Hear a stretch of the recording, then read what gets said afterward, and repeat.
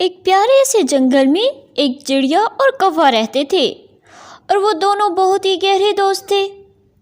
वो जहाँ भी जाते इकट्ठे जाते थे, हत्ता कि वो खुराक की तलाश में भी इकट्ठे जाते थे और साथ में ही वापस आते थे। एक दिन वो खुराक की तलाश में जा रहे थे कि अचानक इनको रास्ते में एक और कौवा मिल जाता है। कौवे ने कहा, तुम्हारे पास जो कुछ भी है मुझे दे दो, वरना तुम्हारे साथ मैं अच्छा नहीं करूँगा। इस पर कालू कौवे ने कहा, देखो भाई, हम एक ही कबीले से हैं, फिर भी तुम हमसे सामान मांग रहे हो। चोर कौवे ने कहा, मुझे कुछ नहीं पता और ना ही मैं कुछ जानता हूँ, मुझे बस पैसे दे दो। इस पर कालू ने कहा, हम तो खुद खुराक की तलाश में जा रहे हैं, हमारे पास खुद कुछ नहीं है।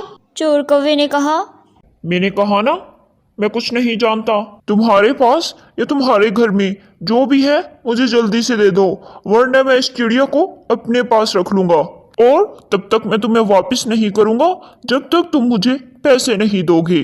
तो इस पर चिड़िया ने कहा, नहीं, ऐसा नहीं करें, हम दोनों बहुत गहरे दोस्त हैं, हम इकट्ठे ही निकलते हैं, सो हम पर ऐसा जुल्म मत करें।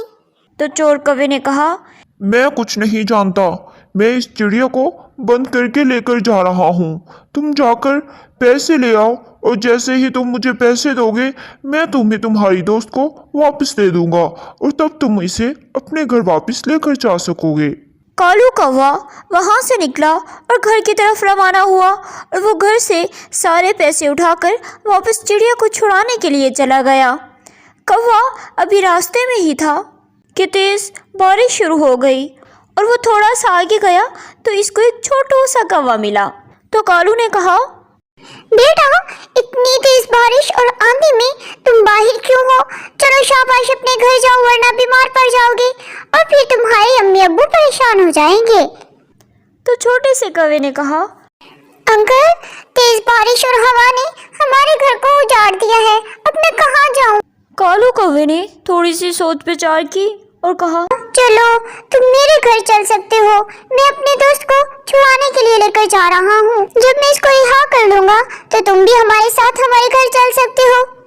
इस पर छोटे कौवे ने कहा, कालू अंकल, मैं तो अपने बाबा की तलाश कर रहा हूँ, वो अगर मुझे मिल जाए तो मेरा काम बन जाएगा।